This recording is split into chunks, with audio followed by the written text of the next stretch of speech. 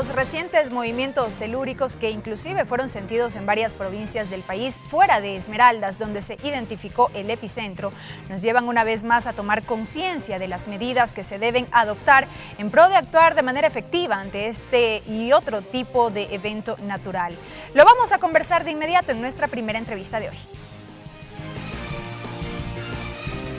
Cristian Rivera, periodista, paramédico, participó en misiones humanitarias a nivel nacional e internacional. Director del Comité de Operaciones de Emergencia del Distrito Metropolitano de Quito.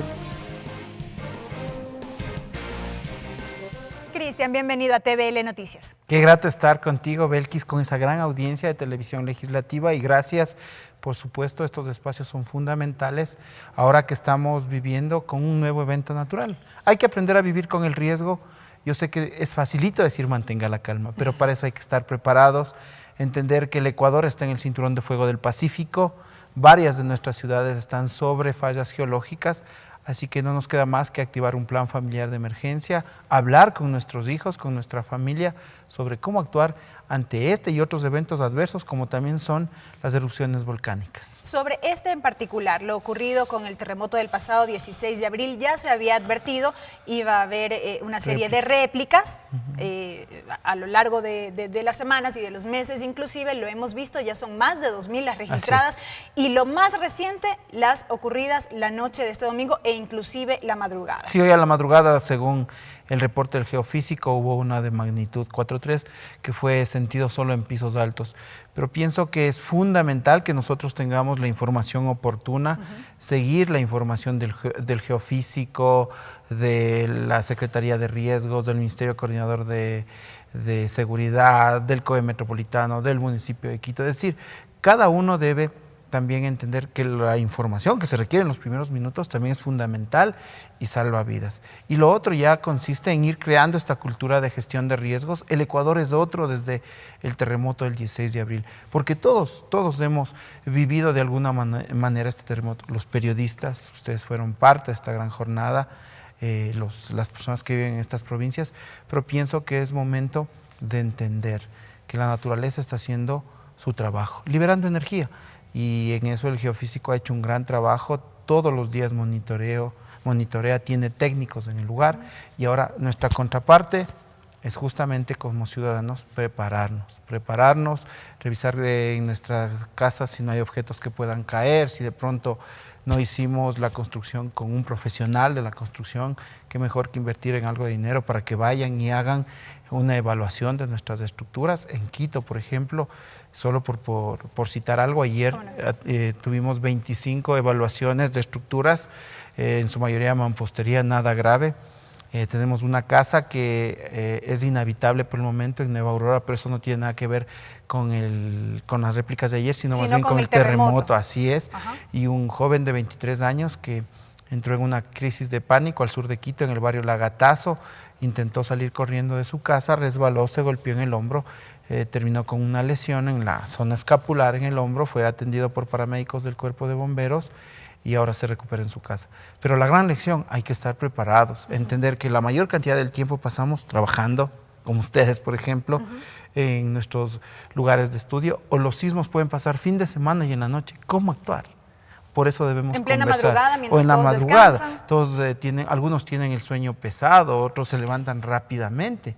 Entonces, pienso que es fundamental revisar ese plan familiar de emergencia, ver la ruta de evacuación, ver cuál es nuestro punto de encuentro, nuestro punto seguro, las responsabilidades de cada uno de la familia, revisar los implementos de la mochila de emergencia, en la cual debemos tener un radio a pilas para estar monitoreando noticias, linterna, pilas, velas, caja de fósforos, una frazada, un botiquín de primeros auxilios, comida como enlatados, galletas, agua, también implementos para los niños, porque son los que más se estresan.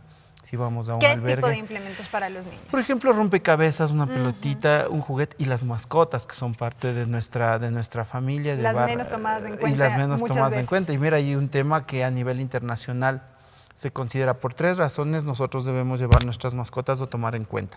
La primera, porque son factor fundamental para la recuperación en los albergues.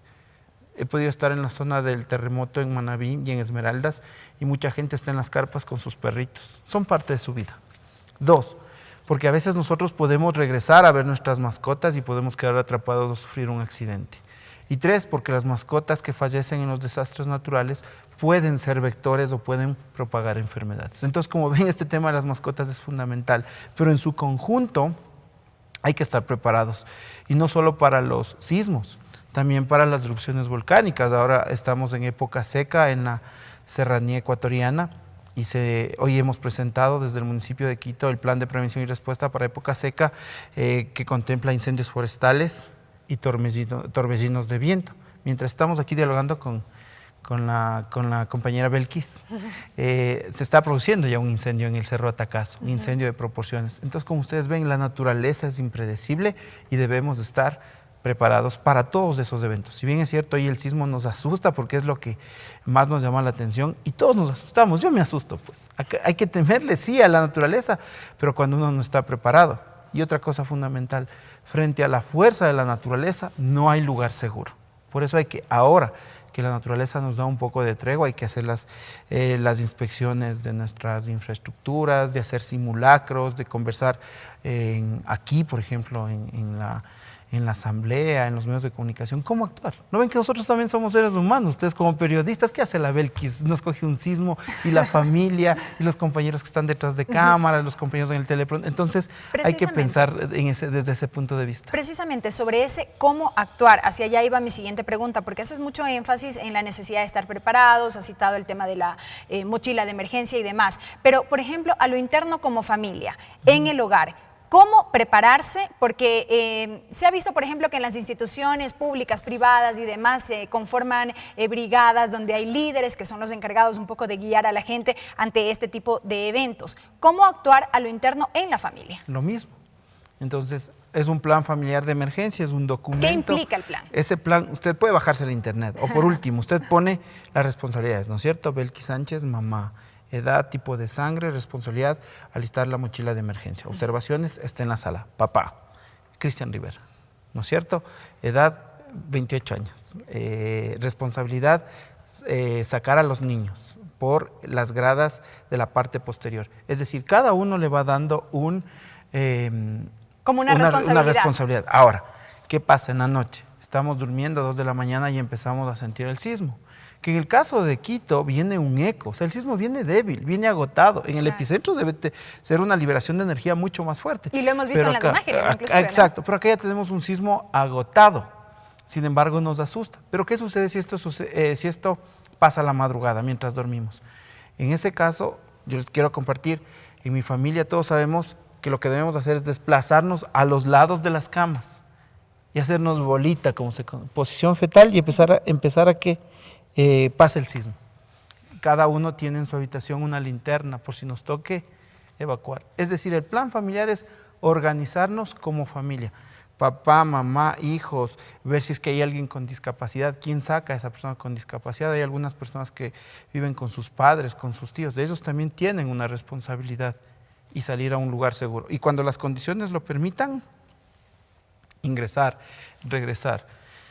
Entonces, eso es lo que vimos, por ejemplo, ayer en la noche en las Naciones Unidas, cerca del Parque La Carolina, en Solanda y en El Ejido. Mucha gente salió y luego de un tiempo prudencial, el municipio perifonió que ya pueden regresar a sus casas, la gente regresó normalmente. Algunos ya tenían su mochila de emergencia. Esto quiere decir que vamos por un camino de preparación que nos hace como comunidad menos vulnerables, menos expuestos frente a estos eventos naturales que cualquier rato pueden pasar, estimada Belkis. Y ya para finalizar, Cristian, tú al inicio de la entrevista hacías mucho énfasis también en la necesidad de tomar en cuenta la información oficial. Es importante reiterar esto porque en momentos, por ejemplo, como lo que ocurrió la noche de ayer, se tiende a hacer caso de rumores, hay especulaciones de que la situación puede empeorar, aunque se ha recalcado que son eventos que no se pueden predecir. No se puede predecir cuándo ocurrirán, ni qué intensidad tendrán, ni nada de eso. Miren, la información oportuna salva vidas. La información que nos dan los medios de comunicación y la que nosotros transmitimos o viralizamos en las redes sociales. Por favor, no propaguemos rumores. Los rumores propagados causan crisis de pánico y las crisis de pánico causan muertos y heridos. Es decir, causan efectos negativos más que el propio evento adverso. Si ustedes ven en Canoa, el día del terremoto, la mayor cantidad de atenciones de los equipos de respuesta y de los hospitales en Canoa eran personas atropelladas que salieron despavoridas porque decían que se venía un tsunami, lo cual nunca sucedió. En las réplicas, luego del terremoto aquí en Quito, 2 personas atropelladas, de igual manera que salieron sin ninguna precaución por la calle Vaca de Castro y fueron atropelladas. Es decir, la propagación de rumores, anoche mismo, no nos vayamos tan lejos, en las salas de cine. Nosotros teníamos reportes que la gente salió atropellando, pisando a los más pequeños, otros no sabían qué hacer, pese a que en los cines hay planes de emergencia. Antes de cada película, ustedes que son usuarios del cine, se proyecta el plan de emergencia, un video informativo. Y es porque se ponen rumores. Entonces ayer decía, se viene un sismo más fuerte. Eso no lo podemos predecir. Y tomamos en cuenta que el geofísico constantemente está monitoreando y siempre alertando, no solo al COE de Quito, al COE de todo el Ecuador. Ellos son nuestros asesores. Pasa el evento e inmediatamente vía radio, vía WhatsApp, vía llamada telefónica nos dicen, esta es la situación, tomen las decisiones adecuadas. Importantes recomendaciones entonces. Cristian, gracias por habernos acompañado. No, a ti, Belkis, qué honor. Esto es fundamental. La gente hoy lo que quiere es conocer, tener esa información y ustedes son nuestros cómplices, así que también son parte de esta gran cruzada para fortalecer la cultura de gestión de riesgo. Cristian, gracias por haber estado con nosotros. Ha sido Cristian Rivera, director del Comité de Operaciones de Emergencia del Distrito Metropolitano de Quito, a propósito de estas réplicas registradas la noche de ayer, inclusive la madrugada, ya lo decíamos, producto del evento principal, que fue el terremoto del pasado 16 de abril y las medidas de prevención que se deben tomar en cuenta a la hora de actuar frente a este tipo de fenómenos.